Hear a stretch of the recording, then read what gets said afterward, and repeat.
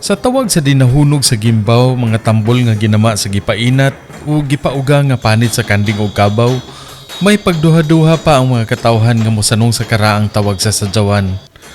Sayaw nga hilas nga og palamuot tan-awon, kini ang kanhi ay panggiwara-wara at tubangan sa ninyo nga itumon. Apan kung tan-awon sa matas pagtuo, sayon rang tugkaron ang kahulugan sa sayaw alang sa bata nga ninyo. Sayaw sa pagdayeg og pasalamat alang sa lain na usab nga tuig nga grasya nga gidawat. Ang talagsaong sayaw sa giok na ilhan usab nga sayaw halad sa mga batang inosente ug wala pay buot. Anaa sa tinuuhan sa katawhan nga ang bata nga bagong gihimugso sa kalibutan, ang lang nga sa batang Hesus mapanalanginan.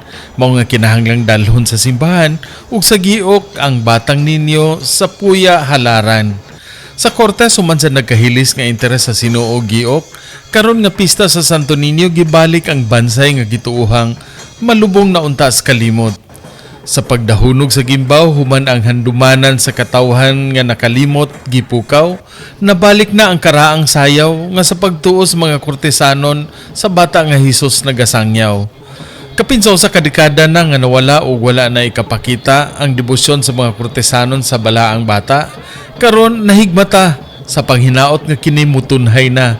Gikan diri sa Puerta Mayor sa Cortes, Bohol, sa simbahan sa Santo Niño alang sa maayong balita Central Visayas, Ray Anthony Chu, PIA Bohol.